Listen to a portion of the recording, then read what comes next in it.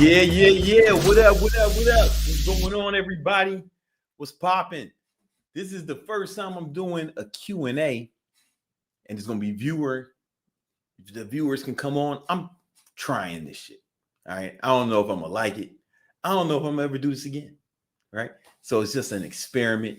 And I figured today would be a good day to run this little test, man. So there should be a link in there where you can fuck around and jump on stream with me, man. Ask questions live. So I just want to do Q&A, man. I'm in here with y'all. Let's do it, man.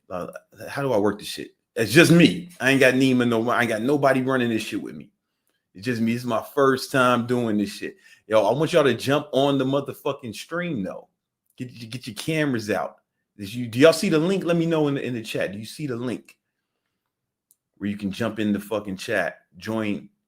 Because I want to do it live. I want motherfuckers jumping on. Do y'all see that shit? Let me know. What's up? Happy Thanksgiving. Happy Thanksgiving to you, brother. You know what I'm saying? What up, kid? I'm pretty old, man. That's what's up. Can we actually call? Yeah. Listen. Draquan. Yo, hit that link and then you can jump in. I don't know if anybody's going to do it. But you see a chance to talk to me live. I wanted to experiment with this shit, you know? See what it's like. 2014 vibes, y'all. I used to do this shit in 2014, man. That's right. Yo, if you look back, my old lives, I got lives from fucking over 10 years ago when me doing lives, man. Just type in the chat, yes or no. Do you see the link where y'all can join this shit? I just need to know if it's there. If Neva set it up right. It's not working. The link is not working. Oh, you do see the link. Someone says it's not working. Y'all let me know, man. Try to. I should, because if I see if it's working, y'all should be able to jump in. The fuck is going on? Embarrassing. Send it again. I don't know what the fucking link is. I don't know how to do this shit.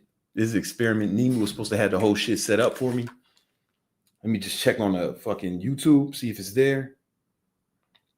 Then we're going to get into this shit, man. We're going hard today. Hold on, let me see if Nima did this shit right.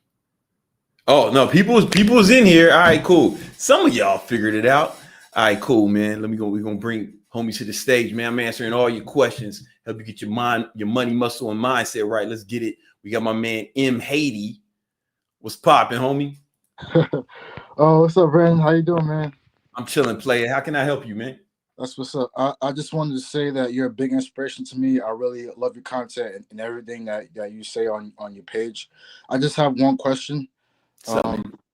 Even though you were working towards your goals and stuff like that, how'd you know like it was gonna work out? Like, did you despite all the obstacles and stuff?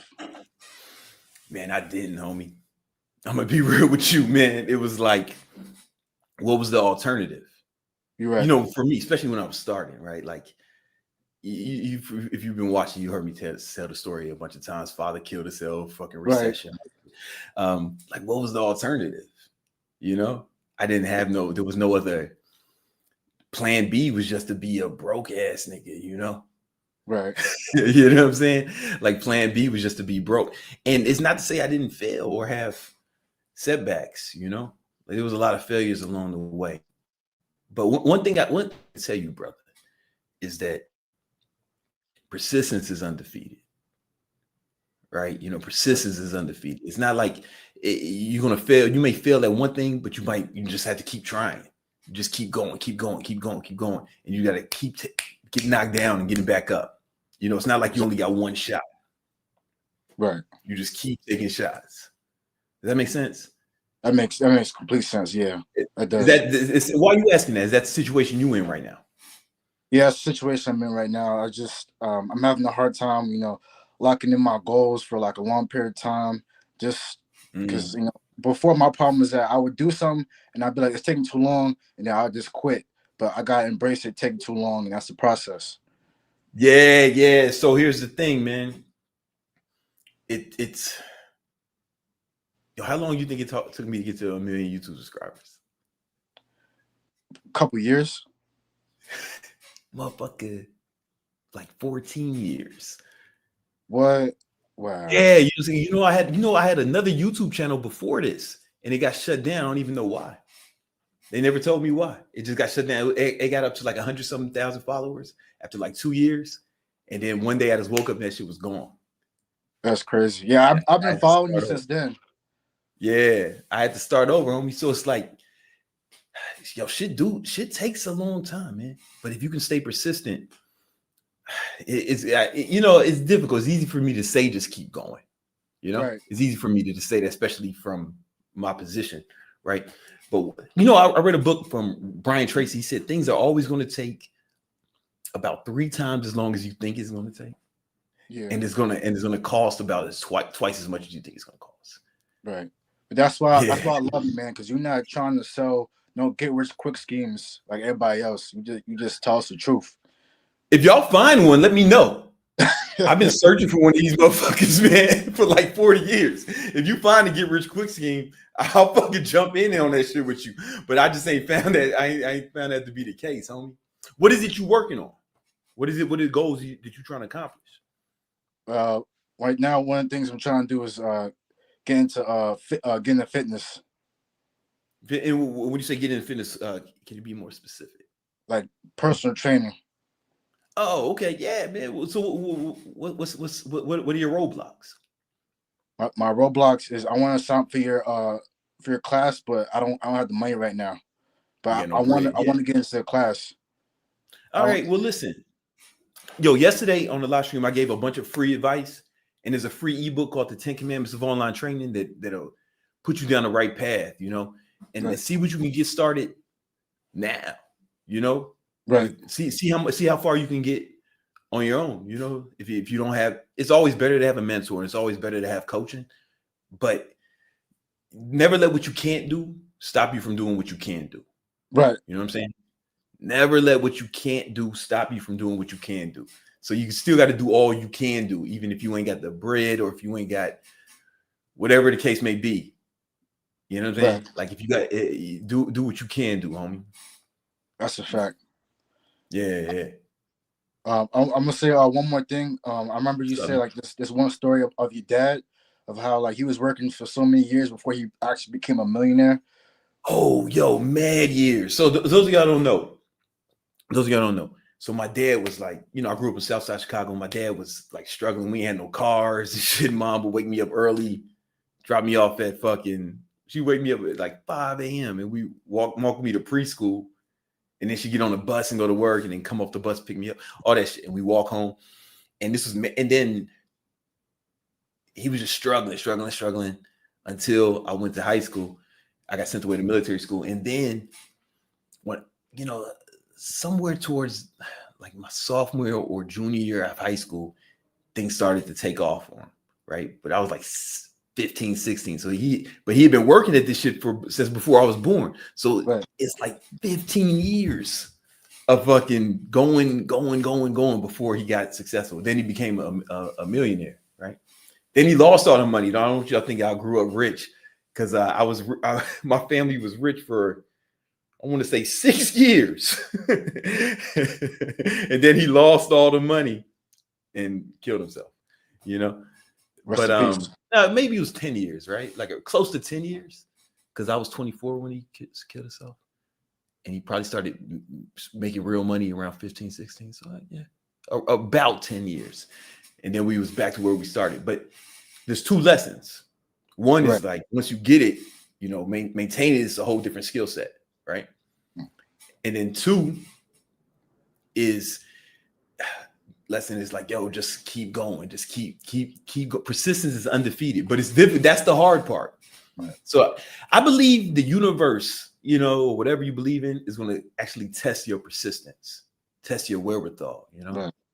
Like I really believe that. You know what I'm saying? Right. Some tests are harder than others. That's a fact. Keep your head up. Do all you can do, homie. I appreciate you, Brandon. Thank you. Hey, man, my pleasure, homie. Shout out to you, bro. All right. I don't know how to work this shit, man. We're gonna just sit here looking at each other until I can figure out how to how to get you out of here. I think hopefully this doesn't ban you for life, what I'm about to do. All right. We got some more coming in. We got the homie Generational Wealth. What up? What's going on, player? Hey, how's it going? I've been a follower of yours since the six God method. Since you were with, Yeah, that's some old school shit. I hope you see me Six winking. system. You know, we don't have to talk about that. We don't have The to talk six about system. that. They don't need to know about that. Nobody needs to know about that. You got some exclusive shit. Yeah, some exclusive shit. Just want to say that you made a difference not only in my life but in so many of my friends' lives as well. Um, That's great to and I hear. just want to say thank you first and foremost. Now you are friends with huge names from Tyler RSD. I've been to his mansion a couple of times, Oh, that's what's up. and also friends with Ty Lopez, who also changed my life. Um, and my question to you is just a follow-up question. Hopefully, it can add a lot of value to the people that are marketing. Yesterday you were saying that the subscription model is a lot better than the course or book. And then prior to that, you were saying that it's better to be niche specific. Yeah. For people that have already built out content, would you just repurpose that same content to be niche specific, or would you just kind of um, be niche specific moving forward? Okay, I'm gonna answer that question, but I want to clear one thing up. So the Uh-huh. subscription model only works if you're giving them something every week. So sometimes people will drop a course and they'll put it in a subscription type of format, right? But it's like how many Mhm. what it's like somebody might go through your fucking course month one and then Mm. cancel, right? So I don't want you to think I don't I hope I didn't give the impression that subscription model was the answer. So the way to make the subscription model work is that you have to Mhm. do ongoing training with them. You have to give them something that makes it worth staying every month after month. They have to be getting some sort of value each month beyond the initial month's investment. Does that make sense? I Yes. just wanted to clarify that. And I didn't. That doesn't mean that you thought that I met. You might have meant it the way I meant it, right? But I just wanted to clarify that for anyone else. All right. So, secondly, so you made something. Let me ask you more about your question. You said something that was more. Rephrase the second part of the question for me, please, or just repeat it again, just so I make Yeah. sure I have a clear understanding. So for people that have already built out content, Mhm. that wasn't necessarily niche specific to the degree that it needs to be in order to actually like touch a person. No Diddy. you Yeah. you want to go out and touch somebody? No Diddy. Now I feel you. Touch the people. No Diddy. You know what I'm saying? Because the reason you wanted to be because if it's broad, it's gonna it's a good example. Say, yo, I train athletes, right? Okay, Yeah. you train athletes, right? But if I'm a basketball player, how do I know that you can train me, right? But if you say you train basketball players, then it's like, okay, I'm more interested. Now, let's say I'm a point guard. You say, yo, all I do is train point guard because there may be some specific drills that point guards need, right? Yeah. All I do is train point guards. Okay, now I know you're the guy for me. No Diddy. Yeah. Yeah. Like there's uh gyms in Texas that work on like just reflexive like impulsive movements, right, for athletes. Yeah. um but if you've already built content, would you just um make it niche specific moving forward? Like, let's say the next video that I release would now be niche specific, or would you Oh, just you okay? Okay, repurpose? that's good. It's better than I thought. I thought you had already made like a protocol or a program, right? But you're just talking about the content that you've been posting. Yeah. Oh yeah, just start niching down there. You're good. You're good. Okay, it's better. It's better than I thought. So just start niching down moving forward. Yeah, that's exactly how I do it. Okay, and then how would you choose your niche? Like, I hear so many theories, and obviously you don't want to have clients that are pain in the asses, you know? So Yeah. how do you personally, how did you go about choosing your niche? You know what? It's so I thought about who I wanted to help, who I would enjoy helping the most, right?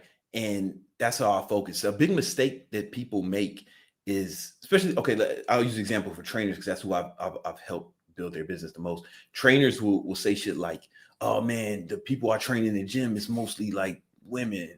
So maybe my niche should be women when I market. I was like, no. You were restricted geographically, right? So you had a geographical restriction that allowed, you can only market to the people in your immediate vicinity. But now you're going to go on the internet, you can market to the world and you can decide who you market to. Like before, people would just based off who was coming to them. And I think that's short-sighted, because let's say I bake a cake, right? And I just a regular ass cake, plain vanilla, right? And I put it on the street and then some homeless people come get it, right? I guess I'm a homeless baker now. No, you don't want to do like that, right? But if I made a cake with your name on it, wrote generational wealth on it, had a picture of you and your family presented to you, you'd be excited about that cake, right? Or this is an example, right? I don't know if you eat cake or not, right? But when you actually start marketing to a demographic, then you can decide who your niche is. Now, I always suggest you pick the target market that you feel like you would enjoy marketing to or working with the most, because it doesn't matter what your niche is, with few exceptions. It just matters that you have one, right? So I'm in Miami, and there's a down the street, there's just American Steakhouse, Mastro's. It's lit, right? They upscale steak. That's their demographic, right? People who like upscale steakhouse where you want to dress up. They got live music in there. It's lit, right? Down the street, there's a place called Zuma, and it's Asian fusion, right? Then there's a Mexican spot, like high-end Mexican, right? All these different. Then there's high-end Italian, right? All these different kind of. They all make money, right? So it doesn't matter what the niche is. It matters that you have one. Because if it was just restaurant, it wouldn't stand out. Does that make sense? That makes a lot of sense. Yeah. With that said, thank you for everything you've done, not only for me but for your community. With love from Long Beach, man. Take care for now. Appreciate it, man. I'll at you. I don't know how to get you out of here. Let's see I don't know what this means. Yo, Nima's up in here. What up, Nima? What's good? What's good? All right. All right, we got the homie Harold. What's up, homie? How can I help you? Hey, I'm so happy to be here, man. I'm from Panama. Man. What's up? I'm from Panama. Oh, you from Panama? Yeah, really from Panama, yeah. All right. So yeah, I'm just you have just 21 years old. I am what? 21 years old. 21 years old. Yeah, right. I'm currently a medical student, and I've been thinking about projects to generate money because right now I'm not working because med school is kind of sometimes demanding, but I've been trying to focus on probably online businesses. Okay. Those options, so I can I don't really need that. I don't really need that much because my parents are helping me, but I would like to start to generate money. So when I'm already graduate, I have this knowledge and skills already developed. So Okay. I've been thinking about personal branding. I am also been working out for about 7 years, 7 years right now.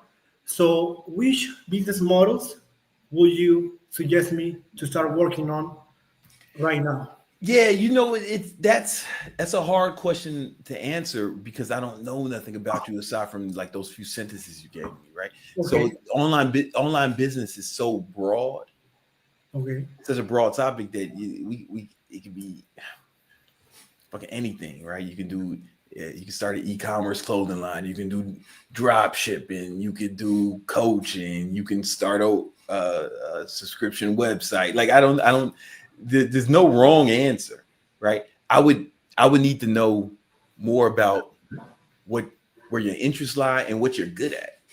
Like what kind of skills do you have? Well, I have fitness knowledge and experience. Okay. I have actually coached some people physically, but I know Okay. there are some limitations about it. I know you have a business behind Mm-hmm. fitness coaching, and I've been thinking also about it. And I can I can do also like health, overall health, like Okay. wellness, lifestyle. That's what you're into, like health and Yeah, fitness. That's yeah, it. health business and self development, self mastery, self improvement. All right. And that's like pretty much about it, like fitness, health, Okay, life. so all right, now we're narrowing it down. Yeah, yeah, Right? yeah. I mean, listen, I mean, online fitness, online training is always, you know, I have a now take this into account. I have a bias towards that because that's how I make my money, and I've helped like 15,000 people build online fitness business. So I have a bias. So be careful when you ask anybody for advice, including me, right? Everybody's going to tell you their superpower, right? They're going to tell you what works best for them, right? But everything's hypothetical until you apply it to your own life, right? So just keep that in mind. Everybody's going to tell you what works best for them. So I'm going to tell you, start an online fitness business, low overhead, is it low overhead, low startup cost, and but more importantly, it's something you're interested in. You said that, right? But just keep it in mind, I'm biased towards that, right? If you were talking to Grant Cardone, he'd tell you to do real estate. If you were talking to Ty Lopez, he would tell you to do social media agency, right? You know, but however, that being said, because you said that fitness was a thing, excuse me, that you're into, I think that might be a good path for you to go down, man. You know, honestly. Okay, because I know there are like so many options, and I know that they can work. You just need like consistency. Yeah, and the reason, here's why I said you should pick something that you enjoy, because like the first dude who's on Yeah, here, yeah, yeah. Sometimes it takes a long time. If you enjoy it, it's easier to deal with it taking a long time. You get what I'm saying? If you're enjoying it along the way, and does that make sense? What I said? Yeah, yeah, completely Okay. sense. And you said that it has to be consistent. That is, man, persistence and consistency. Yeah, yeah. It's hard to beat somebody who's consistent and persistent. Now, the consistency part is a lot easier if it's something you enjoy. This is why I like when I don't have nothing against drop shipping, but unless you love selling Chinese bullshit to old people, like that's your passion, you grew up, man, when you were a little kid, man, I just want to sell Chinese bullshit to old people over the internet.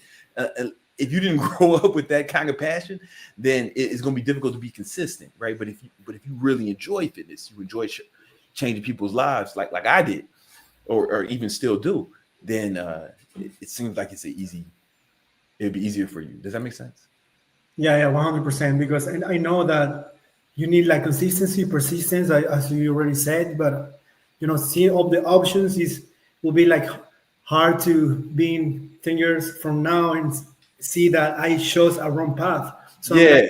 I'm like trying to be very mindful about the decisions I'm taking, because I know that if I love it, if I want to do it, I will go 100%. Yeah. But I need to choose like the really right path, so I can be 100% of that. Yo, okay, money is super important, right? Yeah, yeah. There is also quality of life. You got to strike the balance, right? So there's other shit I could have done that could have potentially made me more money over the last 10, 15 years. You get what I'm saying? Like there were other opportunities, but I didn't have the passion for them. So who knows if I would have been successful, right? But it would have took even more discipline to be successful at some shit you hate. You know what I'm saying? Like it takes more discipline to stay consistent at something you hate, right? Does that make sense? So it's important to try to pick something that you have an affinity for, something that you enjoy, because it's not going to be easy. You know what I'm saying? It's not going to be simple. You're going to have roadblocks. You're going to have setbacks. You're gonna get embarrassed. You're gonna fall down, and sometimes that love is the only thing that can keep you going. This is why most people quit when they go into an endeavor, because they don't have that love. So it's easy. It's easy to quit. Man, I ain't like that shit anyway. You know? Does that make sense? So it's not just how lucrative it can be. It's also how is that where your passion lies? Like, I think you got to find a way to strike the balance. Now, you can't go all passion either, right? Because otherwise I'd still be trying to be in the NBA or some shit, you know? You feel me? I'm like very detached because I know that the tool that you can have to make money and your passion, they don't have to be the same. So Yeah. I don't have like this attached. Oh, I love fitness, so I need to be a fitness coach. I'm detached. Whatever bring me the resources, but because I love also to build, so I can do like anything as long as I am feeling that I'm already like building something. I'm okay. All right. Well, who just came in? What happened? Did I let somebody in? Oh, that's Nima. I don't even know how he did that. That's cool. You will say to me that to choose something that I love. So listen, if you think online training may be a good option for you, there's a free ebook in the description called the 10 Commandments of Online Training. It'll give you some advice about it, right? You know, but I do other shit that I don't like love too, right? Like I invest in real estate. I still, because it's lucrative, right? But you know, it's both. My main thing though is still entrepreneurship and fitness. You know, one thing I will tell you. Okay. Now, despite everything I just said, you start to enjoy the thing you get good at. Does that make sense? Mm-hmm. Anything you get good at, you'll start to enjoy. You play any instruments? No. Okay. Well, listen, anybody plays any instruments, it's cool. It's like when you first start learning a song, it might be difficult, it might be arduous, but once you start getting good at the song, then you start to enjoy playing it, and you start to like playing it more. And it's like that with anything you get good at, you start to enjoy. So you could do it in reverse. You could just get good at something, focus on skill acquisition, and you'll enjoy that. You know what I'm saying? I'm telling you, it works both ways. Okay. Does that make sense? Yeah, 100%, man, 100%. So, hey, thank you very much. Hey, man. Thank you very much. Appreciate it. Shout out to you. You're welcome, brother. All right. I see a dude named Trey waiting to talk, but you ain't got your camera on, man. I can't let you on if you ain't got your camera on. I don't know what kind of shit you gonna be doing, man. You might. I don't know what's behind that screen, brother. You know what I'm saying? I can't risk my account with some shit like that. What's good, y'all? What up? What's going on? How's this going so far? How's it going for? This is just a test. Hey, Trey, man, you got to turn your camera on me. You just gonna stay right there. I ain't gonna let you in. Playing yourself, homie. Oh, the homie Blue says, I appreciate the interview so far. You know what I'm saying? Good luck, sir. Yeah, we out. Oh man, they feeling it. The people have spoken. I don't know how to get my sound effects affected right now, man. I don't know how to do this shit. You know what I'm saying? Yeah.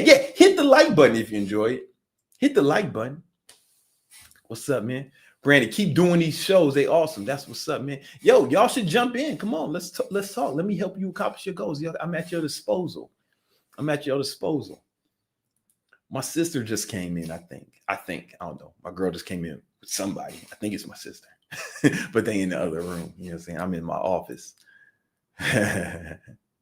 What's good? Tell me something good. Yeah, man. Hey, the only person I see trying to jump in on this live is Trey, but he ain't got his shit on. Oh, we got the homie Dennis in this bitch. What up? What up? Big Dennis, what up? You on the treadmill? Oh yeah. I'm on the exercise bike right now. Yeah, you know, you got to multitask, man. That's key. Come on, man. We got to, man. When it's going, when it's gonna win. I'm on a motherfucking exercise bike. That's it, man. We getting it in. It's not a fucking game out here. And this is random. I actually finished your the course, the Fitbitz blueprint. Oh, that's what's up, man. Yeah, I got it the other day. I want to say maybe like a month ago when we ran the link. I got the email. I was like, oh, let me copy it, see what's going on here, because I do a lot of in-person stuff. I'm looking to transition online. So, how long you been doing in-person training? 15 years now. Oh shit, you've been doing it. Man. Okay, that's what's up, man. Yeah. I've been there. I live in Miami too now. So I live further up by Sunny Isles. Okay, yeah. So he keep talking about he there. I'm like, you need to come downtown, but downtown, uptown, all around. Everywhere here. You know that. Up, well, how can we can talk about training in Miami geography all night, man? But how can I help you? So when you first got started with the online stuff, right? Mm-hmm. What was the biggest hurdle that you had to overcome? That's what I want to know. For me, the biggest hurdle, it's like right now people are more open to online training. Like they know what it is. I started this shit in like 2009, 2010, right around that time. I was one of the first people doing. All of us who were doing it then, we were like the pioneers. So there was more skepticism among the marketplace. They had never heard of it, And so I think that was a big issue. And you know what? Okay, let me ask you. Be honest with you. Okay. Mind you, I know the answer. All right. Okay. So if you could make sure your clients hit their macros and calories every day, would they get better results than they get now? No question. No question. See, right? I didn't even stutter with that one. I didn't have to stutter. Right? Yeah. The way we're taught as in-person trainers, we put so much emphasis on the actual workout, right? Because that's what we get paid for. We get paid for the hour or so we're with the client, right? So it makes sense, right? And the gym industry hasn't provided trainers with a better method because they're not incentivized to, this sounds fucked up, but I don't believe they're incentivized to get people the best results. Because what happens a lot of times when people get in shape in your client? They just, when they get in shape, which is honestly when they feel motivated, right? Like at the end of the day, they don't. That's it. And then they come back. They come back 6 months later. Yo, I need you. Blah blah blah. All this other shit. They get in shape, and sometimes they're like, I think I got it now. Like they and I think the gym industry knows that, so they're not incentivized to provide the trainers with a way to actually help them get results. Right. So I remember I was thinking, man, if I could just find a way to make sure I track these motherfucking calories every day and macros.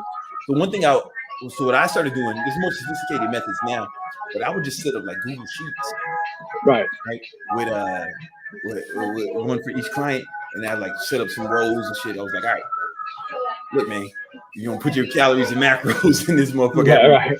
And I would just hit my clients every morning, and I still do that now. Not with Google Sheets, I use different methods, but I hit all. I still have some online clients, and I have a few right now, and hit them up every day. Man, you ain't tracked yesterday. What happened, man? What the fuck? Or yo, congratulations, that's you did your thing.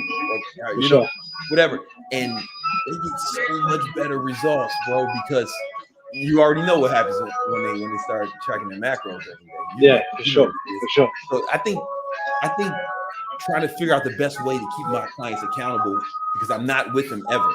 And what I found is there's a tracking mechanism where I can actually I can look at it every day, and they get and then contacting them every day, just really staying on them. And once I did that, then it was just marketing. It's like there's more than one challenge, but like of course. Okay, that's the biggest thing that I've seen. Like, I've been following your content for a little while now, probably since like 2018, 2019, right? Okay. And then once that whole COVID nonsense happened, then it exploded because everything went online. You know what I'm saying? So everything like 10x real quick. That was the best year of my life, man. The COVID. See what I mean? But, when I heard monkeypox was coming, I was like, "Oh shit, they got some new shit." Yeah, because I had like purchased, like, you ran like a low ticket kind of office, so I saw some of the videos. It was you pretty much like on like a whiteboard or like one of those those slide shits, and you were doing like the triangle shit. And I was like, okay, yeah, so I was like, okay, cool. Cause I was thinking about it then, but then that whole COVID shit. I was in New York for that. At that point in time, I was still living in the city. I'm born and raised there. I'm from there, from downtown Manhattan. Okay, so, same. Yeah, I used to live on 72nd and Broadway. I already know. When I see some of your content, I'm like, yo, I know that part. Yeah. I was like, all right, that's what. But I just wanted to ask you that. Also, bro, keep doing what you're doing because it's very motivating, and it's definitely motivating for someone like us. You know what I'm saying? Who is kind of hood, but we smart. It's just motivating. On the edges, man, but we got good head on the shoulders. We got the singularity of focus, man. Keep doing your thing, B. That's what's up, man. Yo, make sure I'm gonna be on the Fitbitz Blueprint call too, so make sure you're there and we can no doubt. Start going through the program, and then I'll answer your more specific Fitbitz Blueprint questions. I appreciate that, bro. Thank you, man. Take it easy. All right, bro. Peace. Later. Okay. All right, cool, man. All right. Okay, so Trey got his camera on. He figured it out. Let's go. What's going on, bro? You in the darkness now. No, hold on. Are you a super villain? No. Trust. Hold on, I was just in the car. It's all good, man. Oh shit, man. Was you building a road or something just now? Nah. I work at Amazon. Also shit. Okay. Yeah. All right, that's what's up, man. So I'm probably one of your only viewers who's like overweight. So man. Oh, you're over. Okay. So how can I help you, man? So basically, what I wanted to ask you is like, I take kind your of have shirt. like, I'm thinking you take your shirt off like Fit. No, I'm fucking with you. Nah, never that. This is my homie. Like I actually stole this idea from him. Anyway. Oh really? Okay. Yeah, that's my dog though. Nah, what's he's up, cool, man? he's How can I cool. help you? So basically, I have like an opportunity to like lose like a lot of weight and kind of like build an audience off of this. But I was wondering, like, you think that's like something I can do that can eventually lead into like online fitness and stuff? Bro, let me tell you what. So when I was first started training, I didn't have any pictures of me being overweight. I didn't have my own transformation, right? Yeah. So it was like less relatable. Okay. You get what I'm saying? It was like less relatable to like, especially like somebody who's like really overweight. Yeah. Because it's like, man, even if when I was talking to him, like, man, I know I can't look like you, right? Right. You're right. However, so I've had students who were like, who, if you looked at him now, you were like, oh, this guy's not a trainer, right? But little I find out he used to be like obese. Yeah, right? And he had that transformation. And now when he goes to clients who were as big as he used to be, and he said, like, I'm gonna show you how I got here. Right, that's like exciting for that person. Does that make sense? That's what I was thinking, because I'm like, I wonder if like I can make it like a niche where I kind of target like my, you know what I mean, my people. You know what I'm saying? Like I was thinking that, and like along the way, do you think I should do like social medias and stuff to build like document the whole process? Okay. Like document the whole process, man. This is day one of my journey, man. I'm trying to lose. I don't know how many pounds. How many pounds do you think you need to lose? I probably got to lose like 200. Oh shit! All right, bam. Day one of me losing 200 pounds, and then day two of me losing. Motherfuckers will start tuning into that shit, bro. Type in the chat if that's something you would tune in. Even especially people who aren't overweight with like even people who aren't overweight with tune in. Let's see how this dude's doing. Let's see how he's doing. But the people who are overweight, man, some of these motherfuckers are gonna cry when you lose that first 50 pounds, that first 100 pounds. They're gonna be like, oh really? Yeah, I'm telling you, man, because it's. I've talked to a lot of people who were like, 200-300 pounds overweight. I've been training for that long, and I know the kind of emotional strain that can take on some people.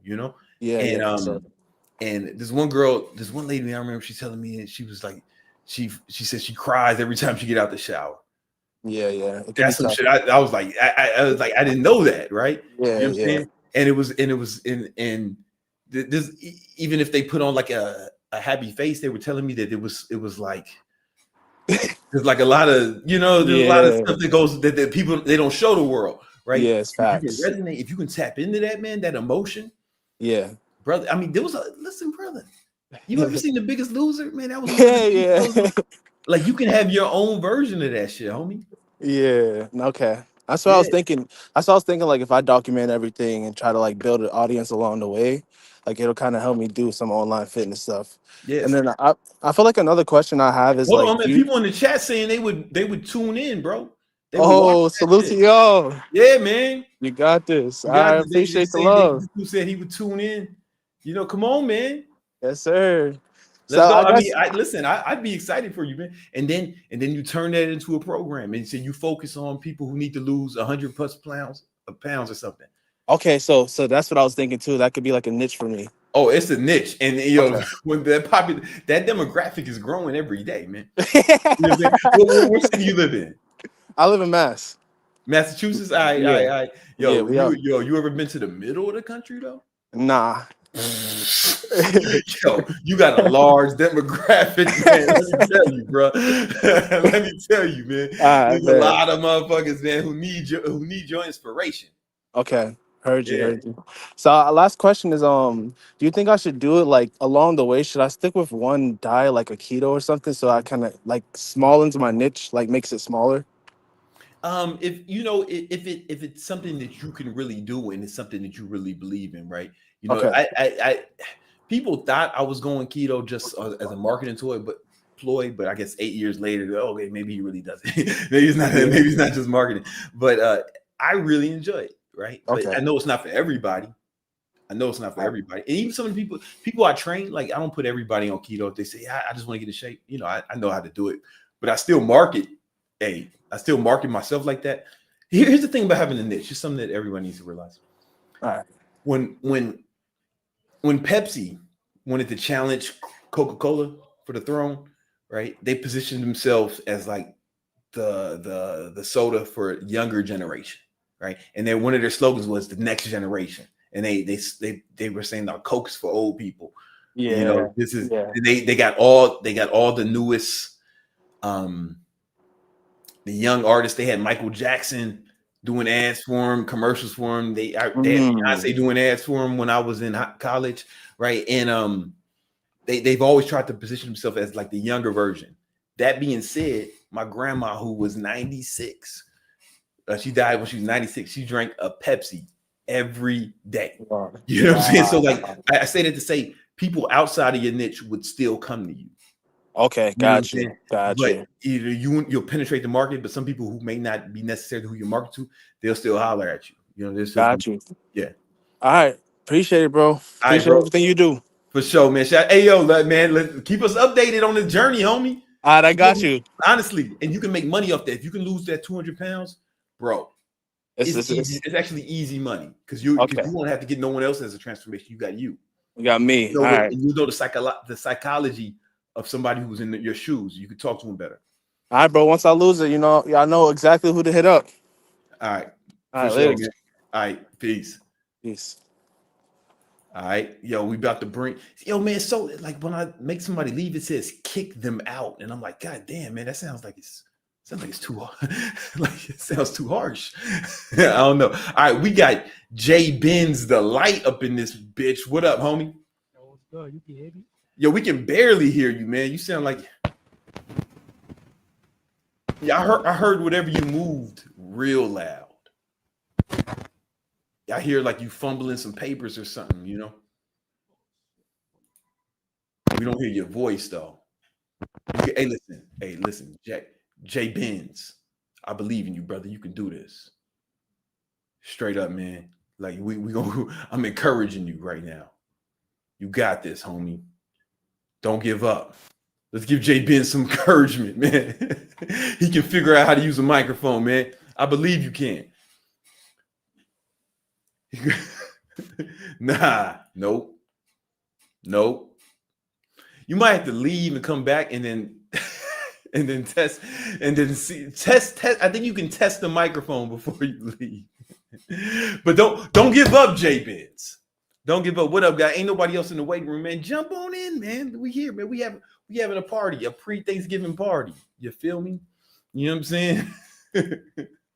Jump on in the chat. Let me help you with whatever you guys got. You got on whatever you guys got on Sorry, man. I got distracted by some of this shit, man. All right. Yo, yeah. Jump in this. The link is in the description. Jump on stream. Let's talk about it, man. Let's talk about it. Let's go. How do you find SaaS ideas? I've never started a software as a business. You know what I'm saying? My big bro, Dan Martell, knows more about that. He started many SaaS companies. I don't want to bullshit you, act like I know how to do a software business. Most of my business has been either service businesses or like direct. I've done some direct to customer, supplement companies. I've helped influencers start like information businesses. I helped a few influencers start clothing lines that have been successful. I had a meal prep company in New York. It wasn't a failure, but it wasn't successful enough to keep going. It was like opportunity cost. So I've done a lot of different businesses, but never SaaS. Right? Any advice on starting a construction company? No, nigga. I ain't never constructed. Okay, no, I've worked construction. Like I remember I spent one summer when I was in college building with this, doing construction and shit, like light construction. Like we built like decks in people's houses and stuff, man. Why'd you stop Bro Labs? I had an exit. I had with the NDA. I can't really say out loud what happened. You know what I'm saying? But I got some money out of it, so that was cool. Sometimes I wish I still had a supplement company because that was fun. Maybe I'll start another one day. You know what I'm saying? But the supplement game, it was a lot of fun. I used to like, my favorite movie is this movie called Boomerang with Eddie Murphy. Eddie Murphy, Chris Rock, Martin Lawrence, Halle Berry. And Eddie Murphy, he was like a pimp, right? He lived in Manhattan, and not a pimp, but he was like a G. And he made commercials. And I was a little kid. I saw it. I was like, yo, that's a job. You can make commercials. And that's why I majored in marketing in college at Howard University, HU. And when I had the supplement company, I used to make ads for the company, like the Google ads and the fucking Instagram ads, Facebook ads, like, oh, these is commercials. I'm living my dream. That's what's up, man. That's what's up. All right. We got the homie, Jay Benz the Light. He's back, y'all. He didn't give up. This is what happens when you're persistent, when you don't quit. We don't quit over here, man. What's going on, brother?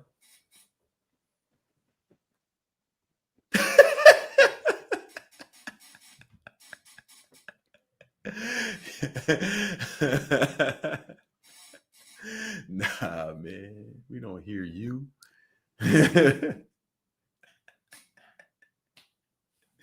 I believe this brother's gonna learn how to use a mic. How to microphone. I believe he's gonna learn how to do it. I got the utmost faith in him, man. You know what I'm saying? They giving you advice, brother. Everyone's encouraging you. This is a safe space. Yo, I see. Oh, Big Papa Yoshi. Let's bring him to the stage. Yo, I gotta ask Nima how I can use my effects, man. Hold on. If I hit this button, let me just ask you. Do y'all hear this? Do y'all hear these effects when I hit it? Just let me know if you hear the effects. I got mad effects. I just don't know if y'all hear them. Let me know. That'd be dope. They give you advice, brother. Everyone's encouraging you. This is a safe space. Oh man, I hear. I see. Oh, Big Papa. Yo, bro, bring him to the stage. Yo, what's happening right now? My effects, man. Hold on. If I hit this button, let me just hold on. Let me see. Y'all hear? Yo, Big Papa Yoshi. Your shit was coming through my pause. My audio, my voice was coming out of your speakers. Yeah, you got to put on. I think you got to put on headphones or something. I muted you because it was like an echo. Everything I said, I would hear it after. Oh, bring him to the stage. Yo, what's happening right now? My effects, man. I hear you, but I hear me through your microphone. Y'all hear? Yo, so I'm gonna mute you until. We good? Say something. We good? We good now. We Hell did it. yeah. Hell yeah. We did it. We did it. That's what's up, man. What's going on? How can I help you, Big Papa Yoshi? Yo, this is wild, bro. There's a way I can have y'all names up here. I just don't know how to do it. Hold up. Man, I'm supposed to be able to have the names. Nima taught me how to do it yesterday, but I ain't remember it. Oh, well. What's up, brother? We're good. What's good, man? This is wild to be on the line with you, bro, because I've been watching your content for like probably over a decade. I started the ketogenic diet because of you. And I just signed up for your Fitbitz blueprint. What was it, like nice. 2 weeks ago? Yeah, man. So I'm just excited to be on that. I just moved down here back to Miami probably about a month ago. Okay, man. Welcome. Welcome to Miami. Appreciate What's up, man? How can I help you, bro? I appreciate all those kind words, man. Glad to see. And we're going to see you on the Fitbitz blueprint calls and all that shit. Let's get it. Hell yeah. So I want to know, bro, one thing I noticed with you is like, I've noticed you I don't think you ever self-sabotage. You don't have any self-sabotaging behaviors. You don't do anything where like your emotions or your feelings might overtake the right decision-making for you. I don't know if you're just a master of concealing that but you're one of the few dudes who's almost like robotic with your habits. Yeah. I mean, for sure, I've made a lot of mistakes. And I've done some things that I regret, but I don't know if that's what you mean by self-sabotage. Like on a daily basis, for example, with your diet. Dude, you've been on point with your diet for like ever. You don't cheat. I don't think you even know how to cheat on a diet. I don't think I mean, if I do a structure, like a structured cheat day, a cheat meal, you know what I'm saying? I might have, but I even cut that down to like maybe 2 a year. Right. Like for the majority of people, you know how it is. It's like binge eating, emotional eating. Yeah. Do you think someone can, because I'm someone who's like that. Do you think someone can eliminate that permanently? Or do you think that's just something they got to deal with like an addict deals with a cigarette habit? Okay. So there's individual variance, right? Especially when it becomes to,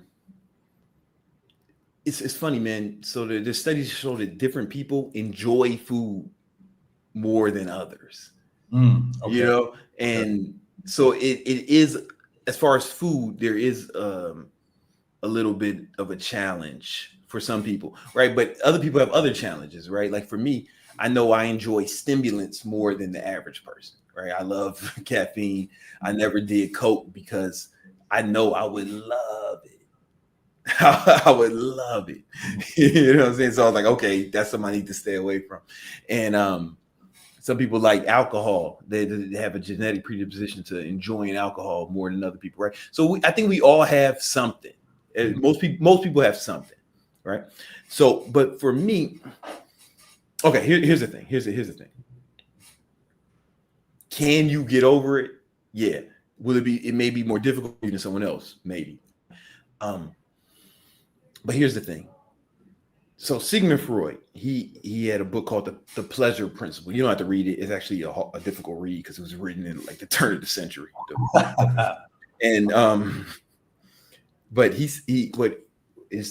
what he said is that everybody, the reason anyone does anything is they're moving towards pleasure, perceived pleasure, or they're moving away from pain, perceived pain, right? So instead of just fighting pleasure and pain, right? For some people, and for some people, when it comes to certain things, it may take a heroic amount of discipline, right? An inordinate amount of discipline. Mm-hmm. I think it's good to be disciplined, and I definitely pride myself on my discipline. However, I like to put myself in positions where discipline is not necessary. And what I mean by that is, if you can rewire your associations with pain and pleasure, then you won't need as much discipline. So, for example, I was at a restaurant with my girl, my cousin, and one of her friends, and they saw me break out my scale out of my Louis bag to weigh the food, and it was just normal. It's not normal for me. It's weird for sure. I'm fully aware that it's weird. And Shorty's like, man, that takes a lot of discipline. And I was thinking to myself, I was like, when she said that, I was like, that's right. Right. So when I learned to associate pleasure with doing things that people thought were difficult, right? I trained myself to enjoy doing things that people think are arduous, that they would have difficulty accomplishing. And in my mind, it's like, okay, this makes me not better than them, but better at this thing, you know? Yeah. Does that make sense? Yeah. Was that through like deliberate self-hypnosis? Because I can't imagine you being the type of person where you feel an emotion and you're like, you know what? F doing the right thing. I'm going to go do this other thing that I feel like doing. You don't strike me as someone who's ever like, I feel like just watching football for 12 hours today on the couch, right? Oh, I feel like it all the time. Really? You know what I'm saying? Like, yeah, I feel like I have the same temptations and urges as all of y'all, maybe more, right? Because I don't know I don't know about your lives, but more than an average person, right? You know, like, you know, my boy got season tickets to the Heat game. I can go whenever I want. Among my other boys has a suite at the arena, season tickets at the suite, and I can go whenever I want. But there's a game tonight, and I said, you know what, man, let me go in here and do this live stream and see what's up. You know, I'd rather be doing that. And I think about shit like that all the time, you know. And then or even being in Miami, you know, if you got some money, you live in a fucking condo, you know, you in pretty good shape, you know what comes with what could come with that, you know? And like there's a lot of shit I want to do that I don't do, you know. But I really put, I want to say this carefully. Mm-hmm. I really pride myself on being better than other people. I know how that sounds. I don't know the way to say it. Like I take more pleasure at doing things that other people think is too difficult to do. Yeah. And I think if everyone can just learn to do that, I don't know how to articulate it the way I really want to, but if you can actually take pleasure in doing things that other people find super difficult or maybe even impossible, then the discipline becomes a lot easier, because now remember, everybody's moving towards pleasure and away from pain. So if you start associating pleasure with doing things that make you feel superior to others, like a psycho, then you start to get addicted to that feeling. Okay. And then you know, just don't let it. You don't have to be an asshole about it. Like some guys are like, oh, you motherfucker, you know. You can still be a nice person. Like I didn't fucking clown that bitch. Like, yeah, that's why you fat hoe. That way my food. That's why you fat. You eat all them Cheetos and shit. You dumb bitch. That's why you ain't got no man. I ain't say no shit like that. You know. I was like, yeah, you know, it's not for everybody. Right. But in my mind, I'm thinking, yeah, do you ever go off on people? Like, have you ever gone? When was the last time you went off on somebody? Like you were just like, you know what? Let me just say what I really am. I think when I first started getting employees, I didn't understand that different people had. You know what I had to learn was that discipline takes training, and working hard takes training. So mm-hmm. I would probably push people a little, like super hard, and I also thought that you had to be like that, because I, you know, watching documentaries on Jordan or hearing stories about how Jordan was like a kind of a dick. I thought that's kind of what you had to be, but then you got to remember, Jordan was fucking in his 20s or some shit. He's a fucking kid. You know what I'm saying? Like I'm an adult, right? And it doesn't get the best out of people. It doesn't bring the best out of people.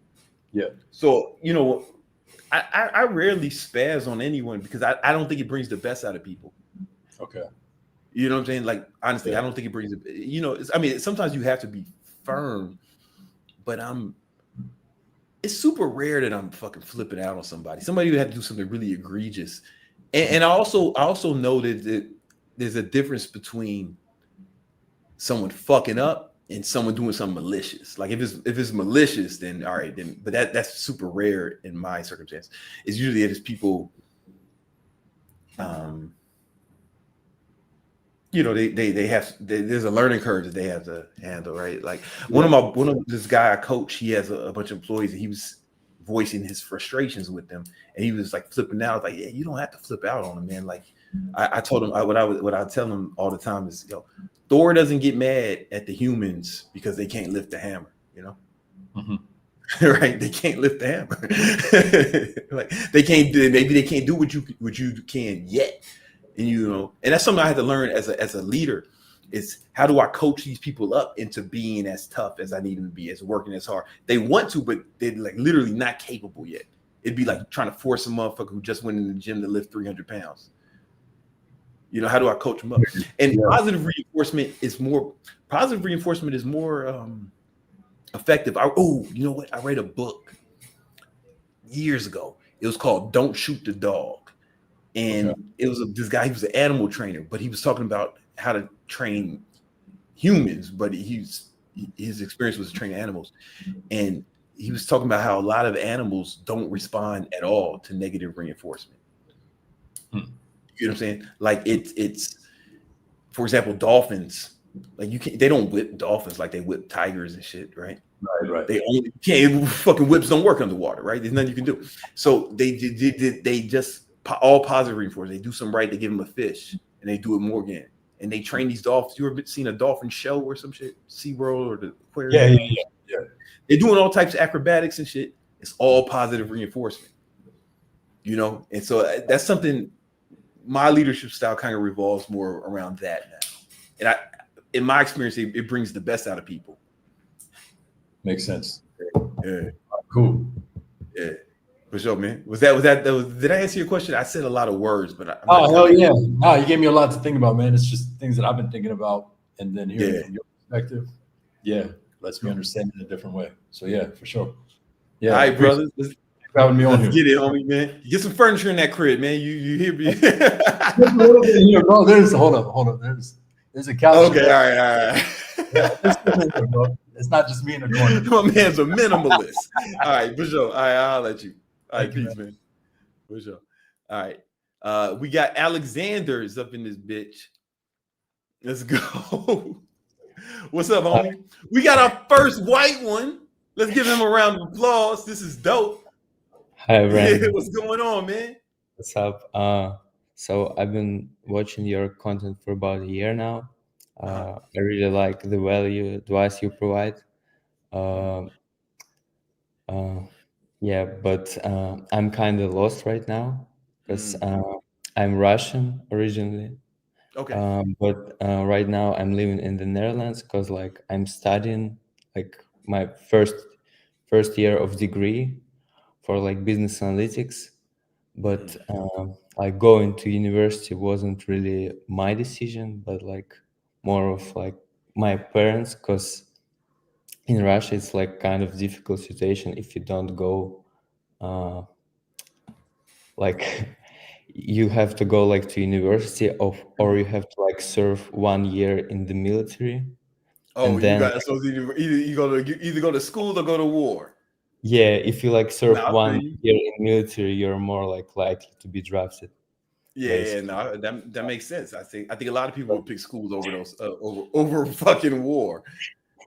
Yeah, but I never really liked school like that. Like even in high school, like when I was studying, I didn't really see any like purpose or whatever in it.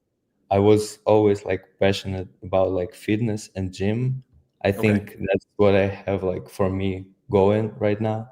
And like I also enjoy like watching different like podcasts, Andrew Huberman or whatever, like about human body. But like I'm doing this degree right now, and I don't know, my question is like maybe how do I become more disciplined or like overcome like certain circumstances like procrastinating. I don't know. Yeah. Man, honestly, I really like your content a lot. I also like I watch Felix Fearless, Fresh and Fit, all these guys. Fitbitz, that's the homie. That's my dog. Fresh and Fit, those are homies too, man. Listen, here's what you got to do. You need to be more. Relate a lot to like people and like your experience. I really want to achieve like my dreams, become successful. I come like from the middle class. I'm not like from the poor, but it's just, I guess everything been given to me. Not like I'm like from rich family, but just I had like everything. So I got you, man. So listen, what did you the major that you picked? Was it something that you were interested in? Because I always find it weird when people say they don't like school. I'm like, yo, you can pick the major, you can pick the school too. I don't know what it's like in Russia, man, but you can pick what you study, right? Yeah, I'm studying in the Netherlands university, but I was. I mean, but what are you studying at the university? What like subject? Business analytics. It's like really math heavy. It's like for sure. A little bit of IT, math heavy, and like economics sometimes. It's like intersection between business, IT, and mathematics, basically. But I don't know. I liked math in high school a bit, but it just still kind of, I don't know, harder. Yo, let me tell you something, man. Here's something I want you to know. Yeah. Everybody I know who's like all my richest friends are actually fucking good at math. Like it's like my richest friends, right? Yeah. Most of them, not most. There's some of them I'd be like, damn, how'd this motherfucker make money? But like most of them are like good at math. Like a lot of my boys, they can do like rather complex math in their head quick. Like my boy Derek Moneyberg, like he can do like complex math in his head quick. It's like nothing for him. And my boy Jeremy, I seen him do like some. He didn't even know it was impressive. He did like complex math in his head super quick. Tom Cruise can do it too. So I don't know, man. I think you need to. What I would do if I were you, if you can't switch majors and for whatever reason, you got to keep studying what you're studying. You need to figure out how you can use that to accomplish your big goals, and then you need to find the usefulness in it. Like maybe try to get like a job, right? Like using this major, and maybe like later on do like a side hustle as like fitness business or something, right? Yeah, you could definitely do something on the side for sure. You could definitely do something on the side. I've had students in my program who were in college, and they never had a real job once they got out of college. So they never used their major, right? But some of them went and got a real job that was in their major, and they still, because they love fitness, they still train people on the side, right? You can do. There's no wrong way to do it. But what I'm saying is, you need to find the usefulness in where you are, in what you're doing, right? Because you said you did never see the point. You gotta find the point. You know what I'm saying? You gotta find the point, or you gotta start thinking about, how can I use this experience? How can I use this knowledge to accomplish my goals? And then what's going to happen is, if you can figure that out, what's going to happen is you'll have more drive. You'll have more. You'll start to enjoy it more, if that makes sense. Yeah. And what would you say, like, in terms of like, how do I stay on my shit, like be disciplined? Because I even like went to some of your videos from 10 years ago. Yeah. Like, you're not good enough, or like stop being a bitch, man. Yeah. Well, first of all, you got to find. I think that's what's important. You got to find the reason to do it, right? Because it's difficult to be disciplined at something you think is pointless. Yeah. You know what I'm saying? Right. However, maybe the point could be, man, if I could do this boring thing, then when I find something I really enjoy, it'll be so much easier. Right. Yeah, maybe you look at it as training going forward. Right. Because whatever you do is habit forming. Right. So if you give up on this, or if you bullshit on this, like, it's gonna be easier to give up on the next thing. You know what I'm saying? Here's the thing about procrastination and lack of discipline. This is what's really fucked up about it. Remember, earlier I talked about how when they train animals, like dolphins or whatever, they when they see them doing something right, they give them a fish, or then the dolphin does more, right? They reward it with something pleasurable. So a lot of times we'll be supposed to do something, we're supposed to work on something, and we put it off, and instead a motherfucker might get on his phone and start playing video games or something, right? Yeah. You just rewarded yourself for not doing the thing you're supposed to do. You know what I'm saying? You just gave yourself a fish, like the dolphins, for doing the thing you're not supposed to. So you literally training yourself not to do it. Yeah, you see. It's more. Yeah, it's fucking more. It's more detrimental than you think. You know, procrastination is more detrimental than you think, because now you're rewarding yourself for doing the thing you're not supposed to do, and you're actually training yourself. Would you say like setting up Google calendars will help, like the routine? That's all I've been talking about for 15 years. You know what I'm saying? Like, Google Calendar is the cheat code. And if there's other shit you want to do, put it in the calendar. If you want to bullshit, if you want to fucking play video games, all right, put it in the calendar, right? Sometimes I want to like fucking sit around playing guitar, right? I just put it in my calendar. I don't do it randomly. You know what I'm saying? Right? If I want to fucking play Smash Bros, I fucking find a way to put it in my calendar or something. You know, it's you got to plan out every hour of every day. If you do that and you start, you know, another thing. Here's the thing, bro. And I want everybody to listen to this. When you start doing the things you're supposed to do when you're supposed to do them, that's what discipline is. Discipline is doing what you're supposed to do when you're supposed to do it, whether you feel like it or not. And once you start doing that, what happens is you start to become more proud of yourself, and you start to like yourself more, and it gives you way more confidence. Does that make sense? Yeah. You start to like yourself more. I also I just go to the gym, but I feel like I just always like to go to the gym, so it doesn't really count as discipline for me. Yeah, it doesn't. Especially if you enjoy it, it doesn't count. Like it's like you know, you don't. It doesn't take discipline to do what you enjoy. Yeah, you know what I'm saying. So you're not building discipline. I also try to eat healthy and you do what? Try to eat healthy. Whoa. Prioritize. Yo, why are you using the T word, man? You gonna get me dismodified? No, try. Yeah, try. You don't say that word. We're not allowed to say that word. We're not try babies over here, man. You're either gonna do it or you're not. Yeah, but sometimes no, we don't listen. New rule. Don't come on here saying you try to do shit. Because that language is sinister. Because when you say try, you hear it say, you say, I go to the gym, you say, I try to eat healthy. Means you haven't really fucking dedicated yourself to it.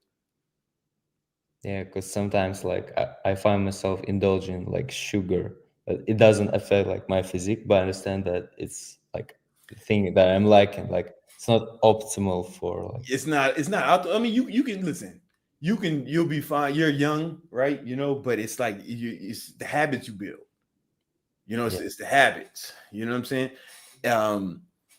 That try language. It's like you gotta start draw a line in the sands. Like I do this or I don't. You know.